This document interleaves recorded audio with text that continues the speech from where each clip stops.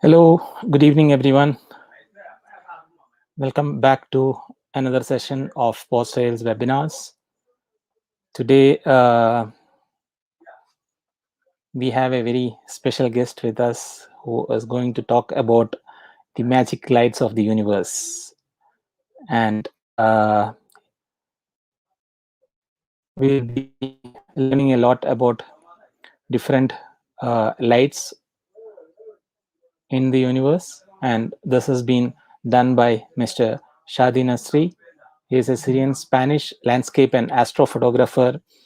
He has been a Nikon School instructor since 2016, and he is also an ambassador for many photography brands. And Shadi is also a landscape guide, photography guide since 2011. So let's welcome Shadi Nassri on the stage. Good evening. Hello. Or good afternoon. How are you? Good. How are you? Fine. Yeah, I have given a small introduction about you, and I would like you to tell more about how you started photography and how you came into the world of lights. First, I would like to thank you about this webinar. It's a great idea was to talk about the lights of universe, and as you said, I'm Syrian-Spanish. I born in Syria, raised here in Spain. I have now more than 25 years in Spain. I started photography in 88 or end of 80s, the last century. And as everyone, I start with film camera and just, but professionally, I start 2007 as a landscape photographer. Okay. For a couple of years, I changed to nightscape and starting with Astro in 2011. Yeah.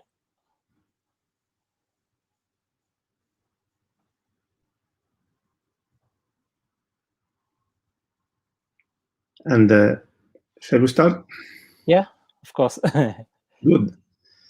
This webinar will really, it's the first time I make this subject, because my all workshops or webinar, it's more constructive, and helping the people to understand the photography and landscape or nightscape or whatever. Yeah. So this first time I talk about lights.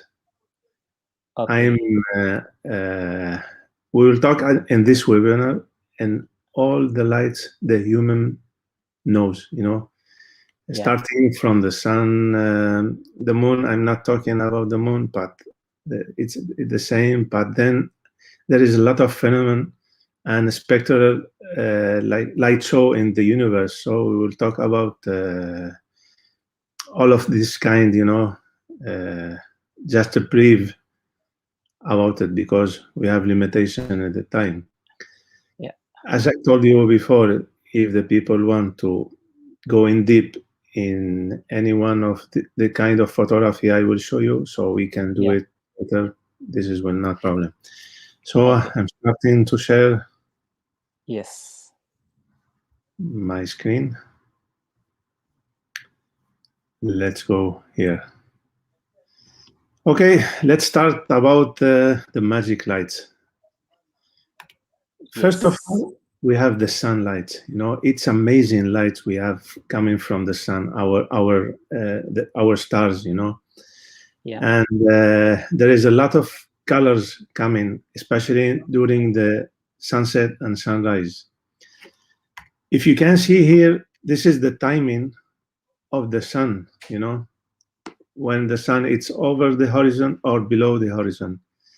So if we can start in the daytime in the upper part, and then the sun starting the sunset, okay, the sun, okay, and it's going below the horizon up to night, and then starting again the sunrise. So the magic lights starting around 6 degrees over the horizon, the sun. Yeah. This is what we call the golden hour until -4. And then we have short time, it's the blue hour, it's around maybe 10 minutes. The golden hour depend where we live, depend the altitude, depend everything. So normally it's around 40 minutes.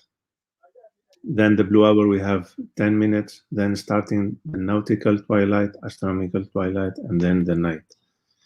So the twilight, it's a soft glowing light coming from the sun when the sun is below the horizon. It caused by the reflection of the sun rays into the atmosphere. Okay. If we can see these pictures, this is showing us from the right, it's the daytime, left it's nighttime, and then we can see the transition between the day and night. And starting with the golden hour and then blue hour, you can see the color changing from yellow to red and dark red after that, and then it's dark. So the golden hour first, this is the color what we can see in the golden hour, and this is the civil twilight. I told you it's around 45 minutes or 50 minutes, starting half an hour before sunset, and ending half an hour after. This is the same time, okay, but the opposite side of the sun. And the side of the sun, we can see the golden, you see hot colors like red, like yellow, dark red colors. But if we move 180 degrees to the opposite side of the sunset, this is what we can see. It's soft color, you know, it's cold color, a blue, magenta, something like that. It's different, you know, but you can see the difference between the sunset area and the opposite side of the sunset area. Yeah. And then we have the blue hour. You see the colors is coming bluish, but there is some red in the horizon, something like that. So this is magical moment. We can see it every day if the weather let us, you know. This is, you know, the sunset and the sunrise. Some phenomenal. It's amazing phenomenal for photographers, even for people. Here, a lot of people going to the sea areas to see the sunset or the sunrise. And then you see the blue hour also. It's given like magical atmosphere for the landscape. This is the nautical twilight, half an hour after the sunset, and we still can see some lights coming from the sunset area, and the planet, the shining stars starting shining in the sky, but few stars we can see because only the shining star we can see it during that time. And then we have the astronomical twilight. We can see more and more stars, but still there is some light coming from the sun. And nighttime, there is no light anymore from the sun, only from the sun. If there is some light pollution, something like that, so it will be visible. But the natural light from the sun is nothing. And this is also the night. We will talk about this later. Yeah. So let's start with I think for me, the most spectacular light show in the Earth. I'm not talking about the universe. I don't know what there is, but in the Earth, the aurora boreal, it's the magical, you know, light show ever. Okay. What is the aurora boreal? I will show you a brief video, just 5 minutes. Can we hide that message? Sorry? There is a message down. Can we hide that? Okay. Let's go again.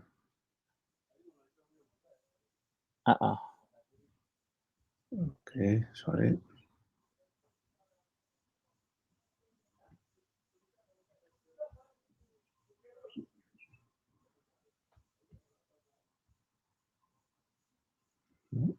I close. Yeah. Yeah. Okay, let's go.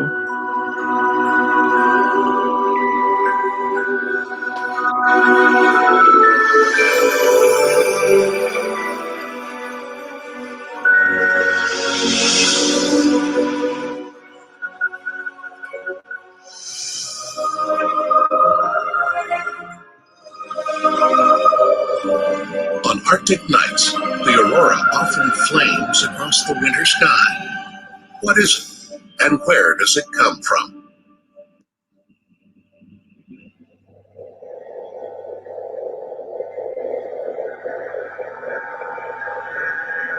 This is where the tale of the aurora starts.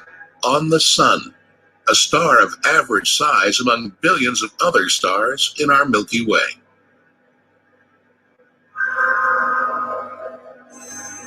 The sun acts as an enormous power plant. The energy is created deep inside the core of the sun.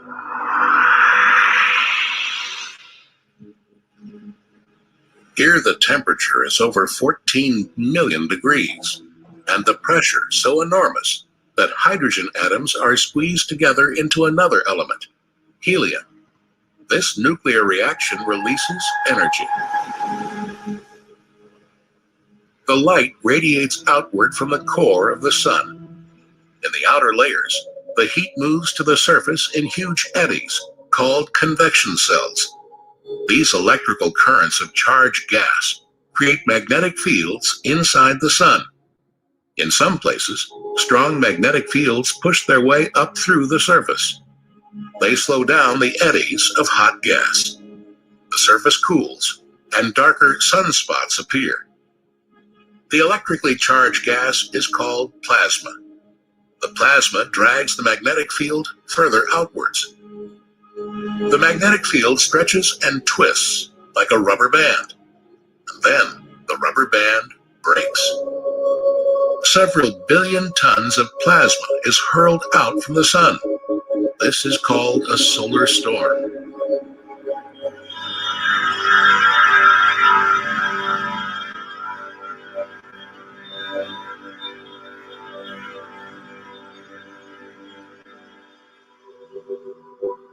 The solar storm can reach speeds over 8 million kilometers an hour. After 6 hours, it blows past the planet Mercury.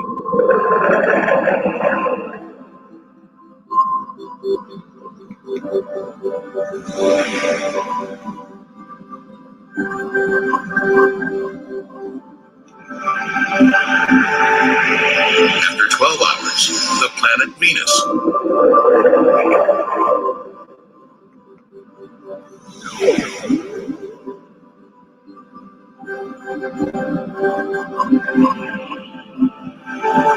After 18 hours, the solar storm reaches Earth. When the solar storm reaches our planet, something strange happens. An invisible shield, the Earth's magnetic field, deflects the storm. The magnetic fields couple together and create a funnel where the gas streams down on the daylight side of the pole. This is the daylight aurora. The magnetic fields stretch further back and couple together. The magnetic rubber band breaks, and gas from the solar storm streams along the magnetic lines towards the poles on the night side. This is the nighttime aurora.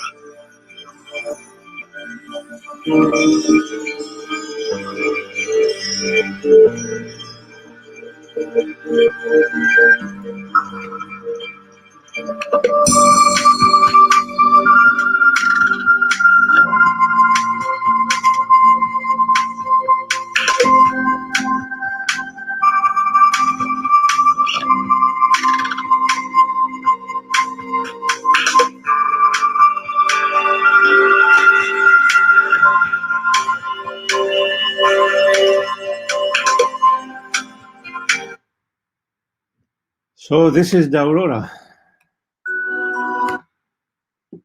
It's a really amazing phenomenon, and normally when I'm going to Iceland, so first we have to check if we are in the good cycle of the sun explosion on the sun, there is every 11 years the sun had a high cycle of explosion, like it's very active. You know, the solar system, the solar storm is very active in 11 years, and then 11 years down, less activity on the sun surface. And now we are starting the new cycle with high activity of solar storm, and the sun is very active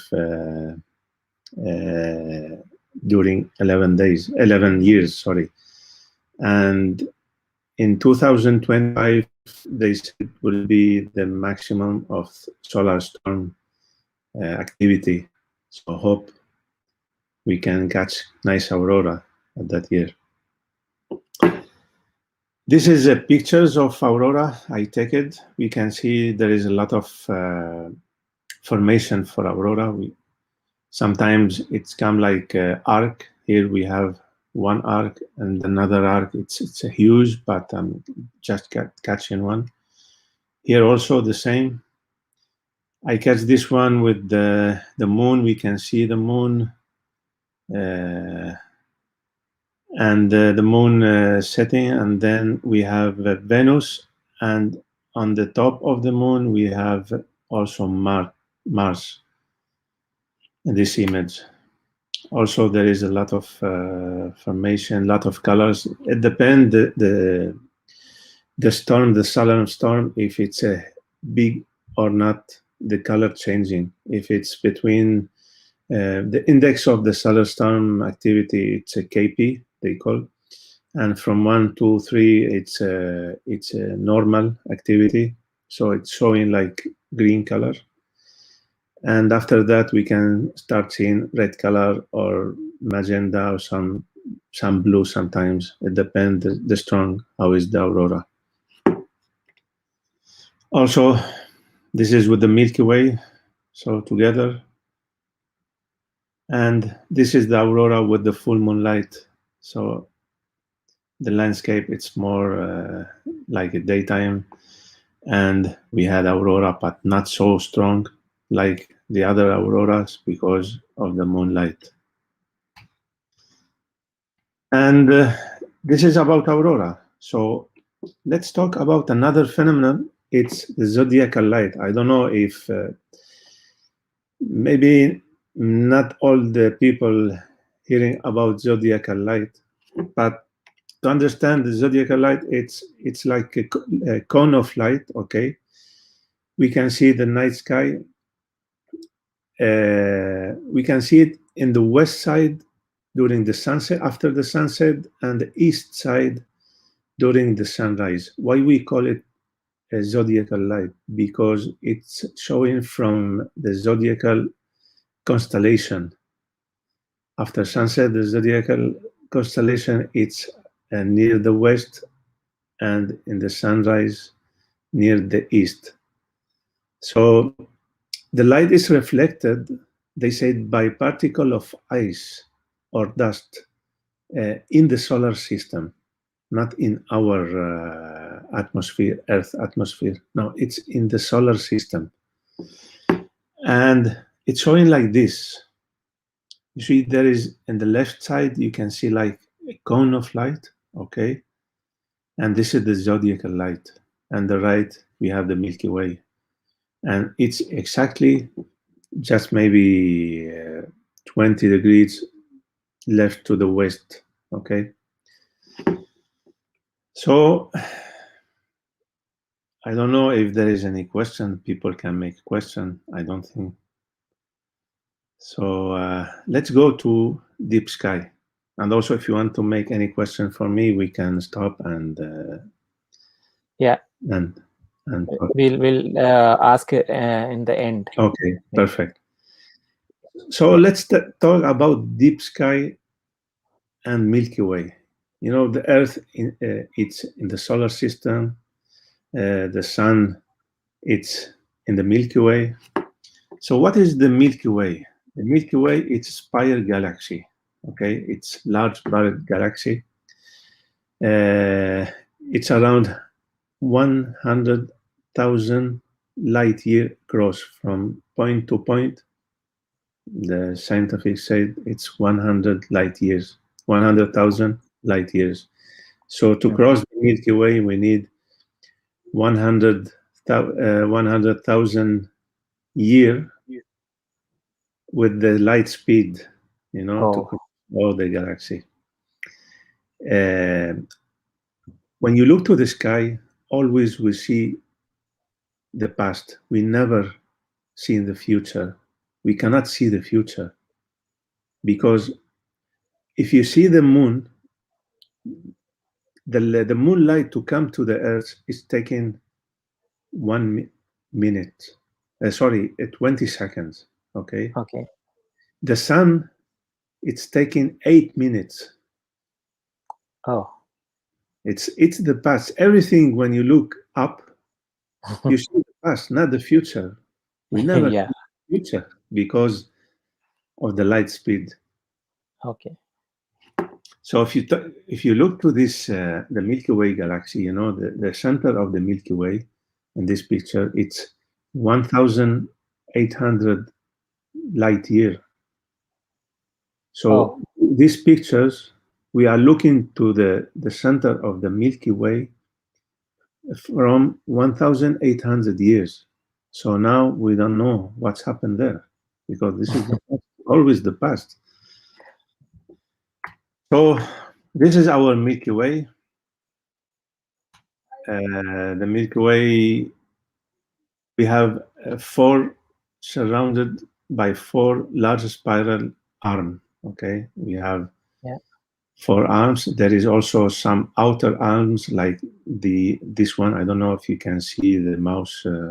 Yeah, we can. This one, they call it outer arm. Also this one, they call outer arm. We can see it here. This is one, the outer.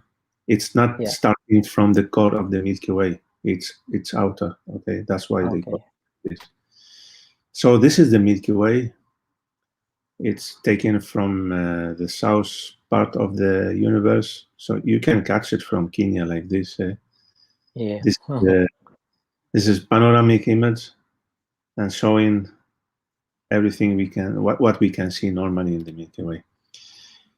What does the Milky Way contain? It's first is star cluster, and the stars and all this. The Milky Way, they said there is 100 or 400 billion stars in the Milky Way, and every stars, maybe there is a lot of planet. We don't know. We cannot see anything. And also there is nebulas. Okay, the nebulas, we are talking later about nebulas. And the nebula, it's cloud, of dust and gas in the space. This is also it's beautiful light show for us. When you capture. Unfortunately, we cannot see it by our naked eyes, because we will talk about this later. Why we cannot see it? Okay. The most of the nebulas, it's made from dust and gas. Okay, from hydrogen, helium, from oxygen, sulfur, all these gases. And some nebulas, it's making emission gases, and some nebulas, it's just reflected. We will see it later.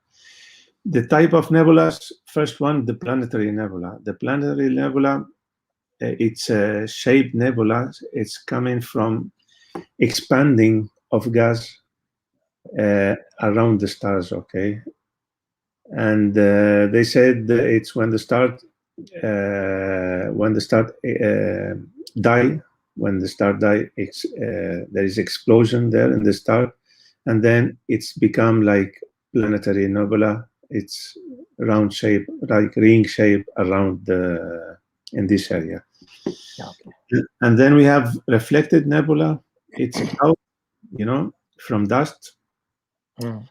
Which made by reflected light of nearly star, like this image. This is they call the witch nebula, because if you can see, it's like witch head nebula shape. Okay. And this is Regal star. It's shining this nebula. It's reflected, so it's not it emitted any gas. Now and then we have also dark nebulas. The dark nebulas, it's cloud. It's very high concentration of dust in these nebulas, and we cannot see anything behind that because it's very the dust is concentrated there, so it's impossible to see what we have behind that. In Spain, there is 2 telescopes working with microwave light, just to check what there is behind this dark nebula. Okay. So they start now studying this area. Also, this is the Mission Nebula, creating emission the gas. Okay. Because there is hydrogen, helium, everything shining. And we have supernova. This is a famous, when the largest star is exposed, so will create the supernova. The end of the explosion of the star, start become like supernova, and then will disappear, in the space. Yeah. So the main question, why we cannot see this nebula and why we need a modified camera to see this nebula, because these lights in the space, we cannot see it by naked eyes. Even with normal camera, we cannot see these lights. Maybe we need hours and hours and hours to capture this area, but still will not be enough to catch it. This is when we make photography for the Milky Way with the normal camera. This is what we can see. There is a lot of emission nebula there and a lot of reflected nebula. We cannot see it because our camera is not prepared to that. But if we have modified camera, you can start see the nebulas. On the left side, we have nebulas here. Downstairs, we have some. This is a raw file without any modification. Okay. Okay. You have here nebulas, orange one. Here we have blue. We have red here. We have red here, biggest. And after processing, this is the result of the. Oh. You see, this is around 2 hours making pictures during 2 hours to catch all the information. Why it take 2 hours? The space here, our outer space is not completely empty. It's hard vacuum containing, they said, low density of particle. So there is a lot of gas there, but it's small amount of this gas. That's why we need a lot of image. Okay. And then we have to blend it all together. There is some astronomy programs to collect all the data of the image and keep it like this after work. And here we can see a lot of nebulas. We have Mission Nebula, we have reflected nebula, the blue one. We have dark nebula, like this one. This is the horse nebula, they said, because this is it's looking like horse, exactly. This is the head, okay. And another people, they say the pipe nebula, like pipe, the smoking pipe nebula, So it's very important to understand why we cannot see by naked eyes these colors, because we have to understand the light spectrum. If we understand the light spectrum, then we know we cannot see this phenomenon or these gases by our naked eyes. This is the light wave of the light. It's starting from cosmic rays, and then X-rays, gamma rays, ultraviolet, UV light, and then infrared. And our eyes only, we can catch this area, the small portion here only. This is the visible light from 400 up to 700 nanometer. small amount of the light. Okay. That's why we cannot see even the aurora. You know, the aurora. We cannot see it like color, green color. You see it like white. There is white, something white is dancing in the sky, but it's not green because the exposure time of our eyes is fast, very fast. And to capture Okay. the colors of the aurora, you need to slow the shutter. Even with the camera, if you keep it, you'll catch it with the camera because the shutter speed is different of the eyes. But the eyes, you cannot see it green, strong green. You'll see it like soft green and or white. You know, you'll see it. So that's why we cannot see this light in the sky, because let's go here. This is the wavelength of the light coming from the space, and you see most of the lights it's below 400, and we have only hydrogen beta, oxygen alpha, the blue colors coming in the visual light. So this light we cannot see it in the camera and by naked eyes, but in the camera we can catch this light because it's inside the wavelength what the camera can see. But the most important one, it's the H alpha here. It's 668. We cannot see it by the eyes because it's the amount of these lights, it's very less. So we need to capture more and more images to show you, like this one. This is the red one.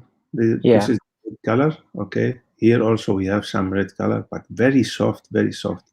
We need more images and more to get the final result like this. Yeah.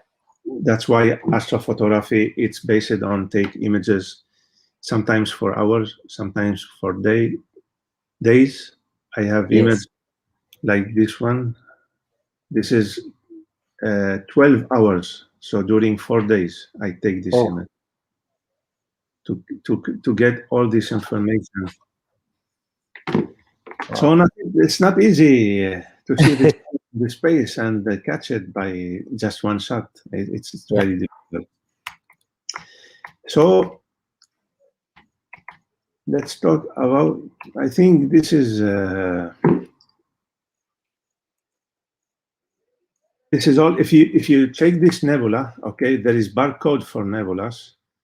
It can help you after that how to take this image, like this Orion Nebula. We have the H alpha, the red one. We have O3, the blue one here, and we have some little helium.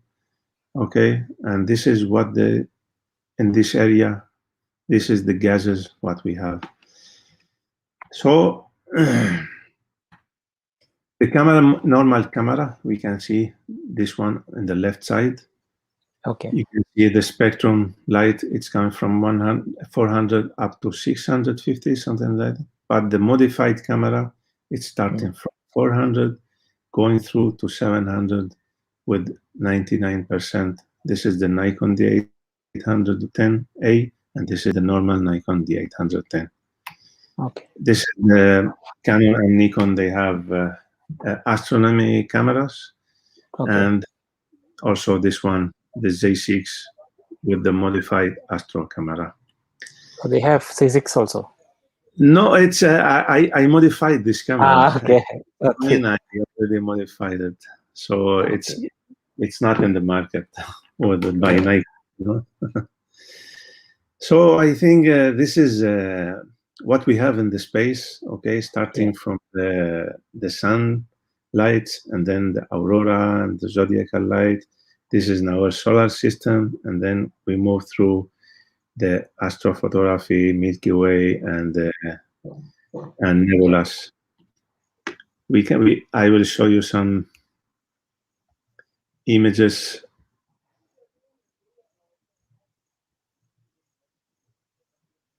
You can see truly a beautiful colors. Okay. In the space. Look this area. This is the Blue Head Horse Nebula, and we have here the stars of Antares. They call this area like Monkey Nebula. Oh. Okay, it looks like monkey, and the monkey over the horse, riding the horse. And we can see another. This is the Elephant Trunk Nebula. You can see it's like a trunk of the elephant trunk. Yes, yes. Okay. And this one, this is the Christmas tree nebula, they call. Here you have the Christmas tree. So there is a light. The most famous nebula, it's Orion. This is the most famous nebula. It's the biggest nebula in the north side of the Earth. We can see it. In the south part, there is Carina Eta nebula, they call. Also, there is a galaxy. Comet. This is the last year comet, New Wave. So we have a lot of phenomenal and lights in our space and shapes. This one like jellyfish. Yeah. Lot of space. This is the heart nebula, what I showed you before. This is the heart, and this is the soul like a baby. Here you have the eye, the hands, the foot, and this is like heart, you know. And this is this part, the fish nebula. It's like fish head nebula here. Oh, okay. So this is the lights what we can get. Okay. Yeah. If now you have any question, let's go for your questions. Yes, we have we have a couple of questions. Let me check.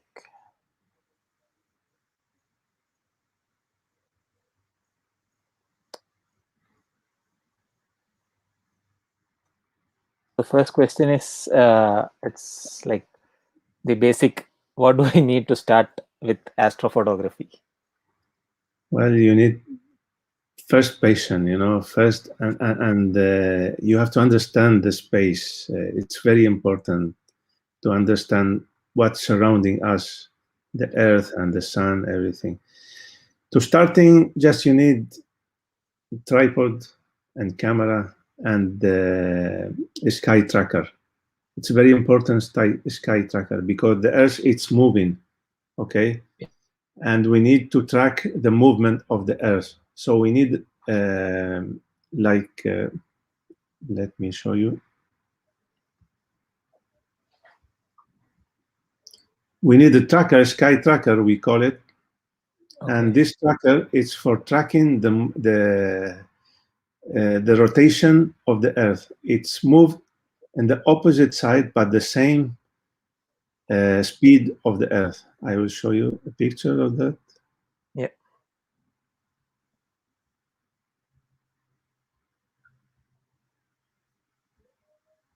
We have basic tracker like this one.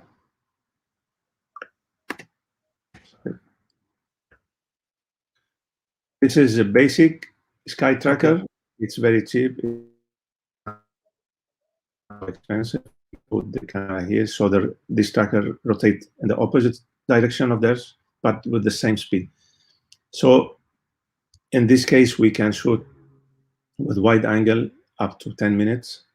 Just we have to align the sky tracker with the Polaris, because the Polaris and the Earth and the axis of the Earth is rotate. It's shown directly to Polaris. So we have to align this sky tracker with Polaris to guarantee to have guarantee that the rotation will be fine. And we have another one, the biggest one. This is for telescope. So this one, it's huge and taking more loads. You can put telescope, you can put anything, and also it's go-to. So you put there is GPS with this one. Already know the location where we are. So just align it to the Polaris, and then you can send him any place you want in the sky. You know, there is catalog. you need this nebula or stars or the planets in the solar galaxy, solar systems. Yeah. So the tracker, camera, lenses, and nothing else, and patient. Should be patient. Yeah. Uh, does the exposure time varies for every deep space object, and how can you consider the exposure time DSOs? Yes, is different between. First, we have to consider if there is moonlight or there is no moonlight, because the exposure time with the moonlight it's less, and we can see less objects due to the moonlight. Yeah. But normally, we need more exposure and more exposure. We cannot make one picture with 2 hours because the sensor will be heated. We will get a lot of problems. We will have the hot pixels from the temperature. Also, we can get noise in the image. So for that, we have to collect more data by taking more pictures.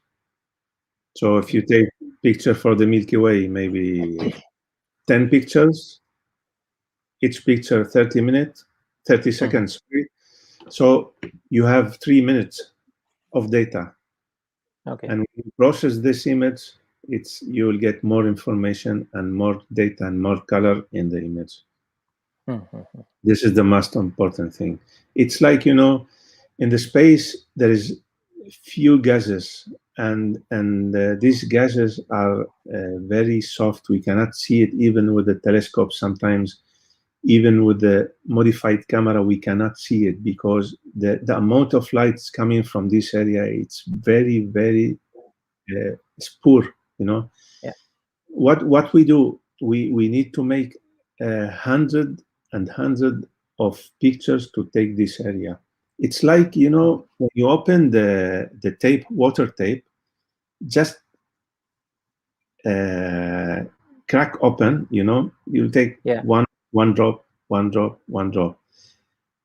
Okay, you will see there is one drop coming, but you cannot fill your cup. You need more drops to fill it. So it will take time, and that it's the same, aspect. The astrophotography is the same. You have to collect data and data and data, and then process all this data to get all the information of the area.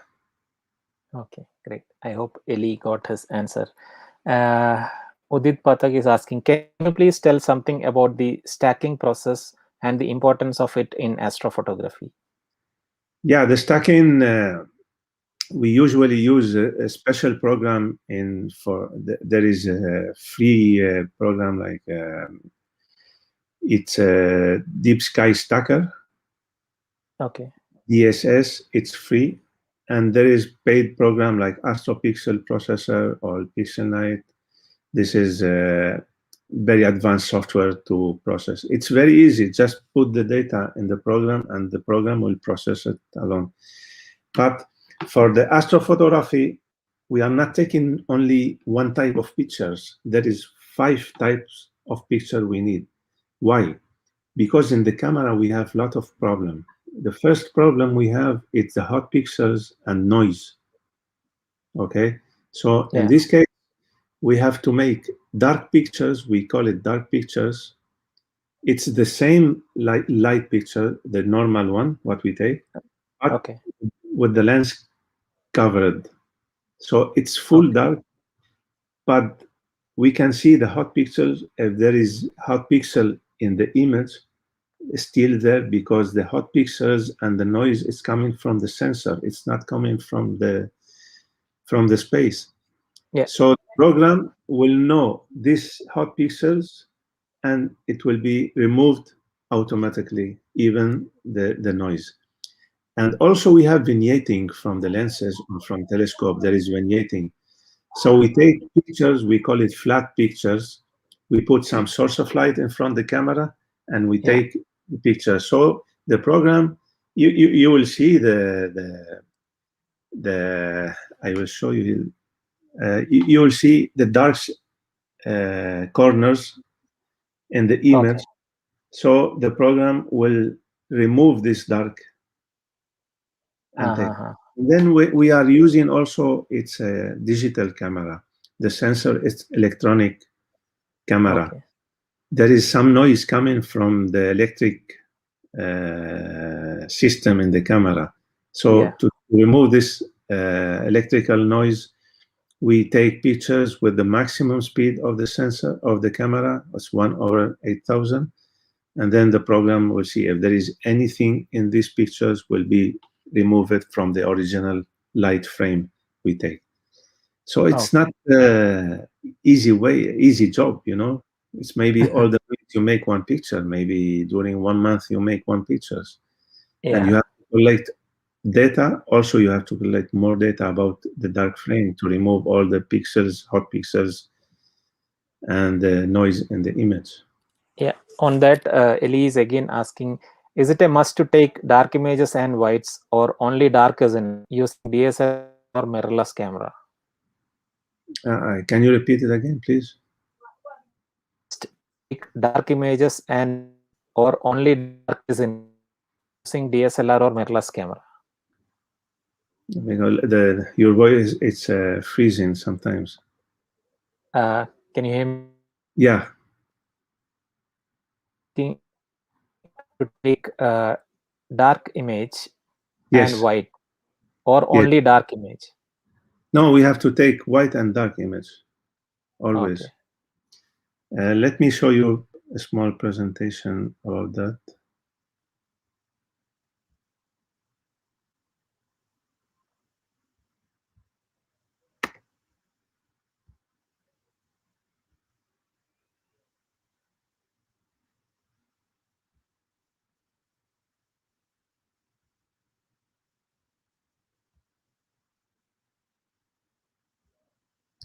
Okay, here we have.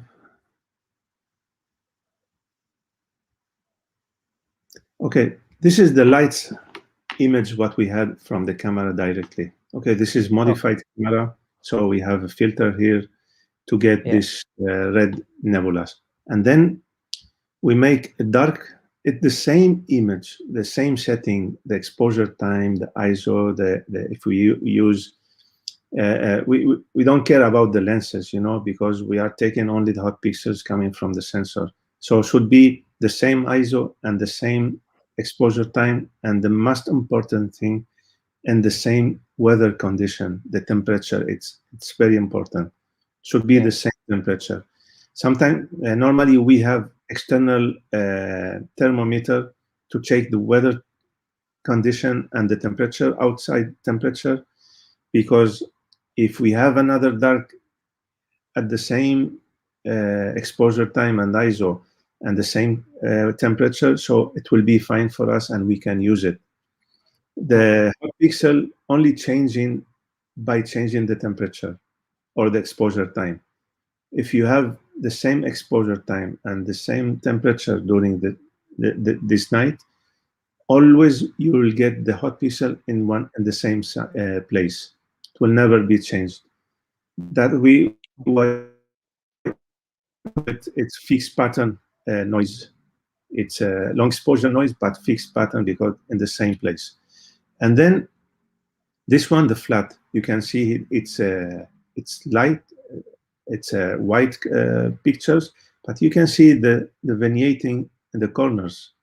Yeah. And then this is the light image. This is light frame with Nikon D810 200mm lens, ISO 3200 and f/5.6 with 60-second exposure time.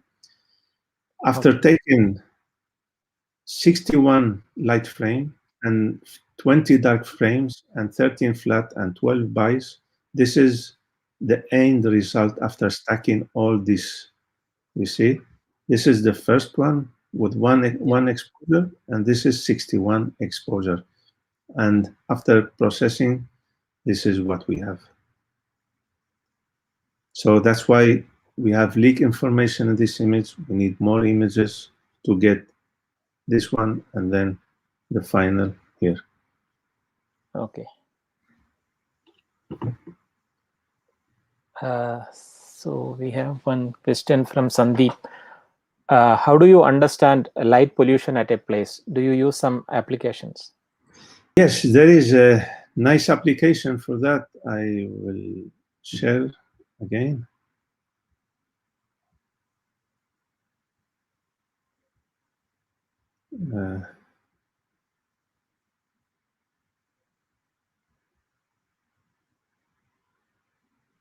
Should be somewhere here.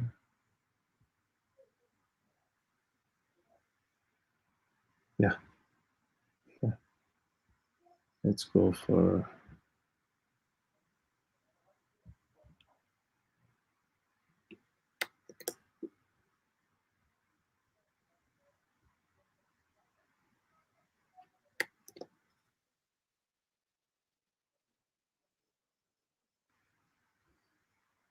Okay, this is the map of light pollution. Let's go for Dubai, for example. I think most of you live in Dubai. Yeah.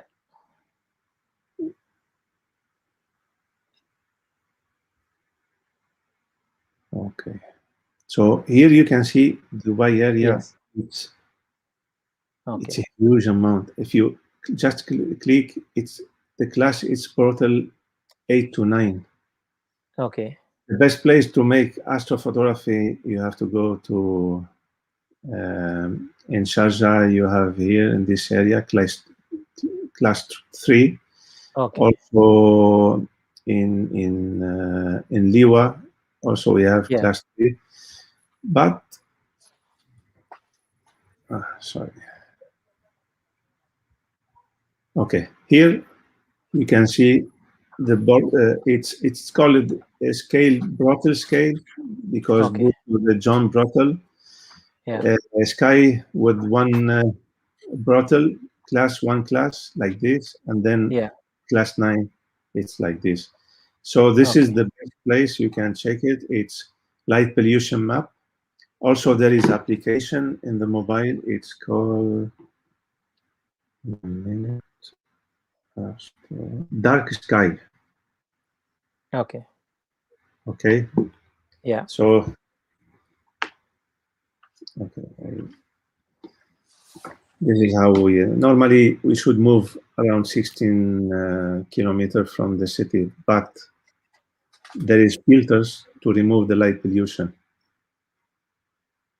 Okay. Okay, so you can remove the light pollution. Yeah. Another question from Sandeep. Any tips to photograph Andromeda galaxy? Sorry, any what? Any tips to photograph Andromeda galaxy?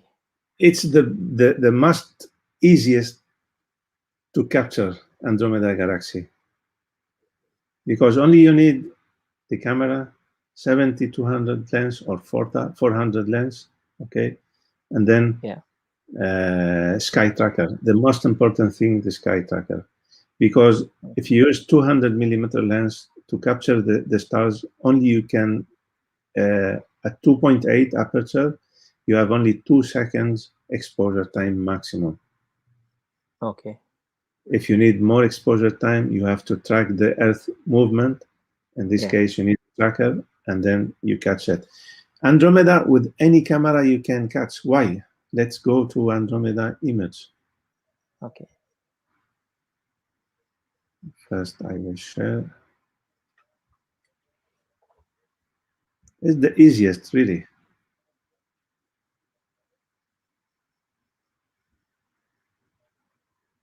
Here we have Andromeda. Okay. All the colors coming, it's blue colors.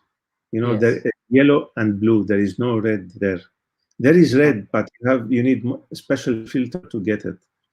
So in any camera, you can catch this galaxy. Just taken with 70-200 or 400 millimeter lens at 1000 ISO. This is the normal setting. And 30 seconds or 1 minute with a tracker. Try to capture 60, 70, 80 image, and then stack it with the sky tracker, with the Astro Pixel processor or Deep Sky Stacker, and it will be very easy. Yeah, so he was saying, I'll try Sky Tracker because my images are always blurry. So this is the reason. Yeah, that's why. Yeah. Yeah, and the Sky Tracker is very cheap, you know, starting from $370 up to thousands. But the normal one for starting with $400, it's enough. You will get a nice Sky Tracker with the first one I show you. The first one I show you. It's very simple, very easy to use, and very accurate. You know. Okay. It's only $400. Yeah. One more question. If the images are taken with a camera on a star tracker and the scene has also landscape elements as well as the Milky Way, how to avoid the blurriness of the foreground? So you have to take another image for the foreground. You have to do it separately. Or in the Sky Tracker, there is option to, the tracking will be 1x, so the same speed of the Earth, or half X. In this case, you can get with 30 seconds or 1 minute, you will not get any blur in the foreground. But normally, I recommend to take one picture for the foreground and working on the sky separately. Okay. Another question, what are the settings used for a normal aurora borealis picture, including the white balance? It's like the Milky Way, exactly. The white balance, it's 4,000, 5,000, between 4 and 5, because, and the setting, it's depend the aurora and the strong, how strong it is. If it's only 1 or 2, the KP scale, so will be far away from us. You know, there is no shape in this case. So you can put it ISO 800 and 30 seconds. So, but be careful, the stuff will be getting a trail. Yeah. If you don't need any trail in the stars, in this case, ISO 3200 and 10 seconds, something like that. Sometimes, if the aurora is very strong, it's creating shapes over us. So we need to increase the ISO up to 8,000, maybe, with 2.8 aperture, and 1 second, 2 seconds, because we want to freeze this, the shapes of the aurora. We need to freeze it. Okay. So it's exactly the same of the Milky Way. Yeah. With between 4,000 to 5,000 white balance. White balance, yes. Okay. Is there an application to find my target in the sky? Yes, there is a lot of application. Sky Safari, for example, this is the most strong one. And there is hundred of application. Just put stars, put stars, and you will get a lot. You can check the sky. Where any object in the sky, you can see it easily. Okay. But I recommend always a Sky Safari, or there is a Stellarium. This is for desktop. Stellarium. It's it's a free. It's not paid version. It's full free. Okay. I think, yeah, we have covered almost all the questions now. Good. Yes. So, thank you very much. Yeah, and we might do another session with you on a detailed astro photography, maybe. Yes, for sure. Why not? We can. Yes. Can prepare it. Yeah. Now thank you it's so much. summertime. Now it's summertime. It's good for that, for this information, and then in winter, yes, we can start make it. Yes. Okay, so thank you very much. Okay. Thank you so much for coming and sharing your knowledge with us. You're most welcome, and hope to see you soon in Dubai, inshallah. Yes. Yeah. After the pandemic. Yeah. Keep safe. Yeah. Okay, thank you. Okay. Thank you again. Yeah. Take care. Bye. Thank you. Bye bye. Bye. Wow. That was so much of information about deep sky, astro, aurora borealis.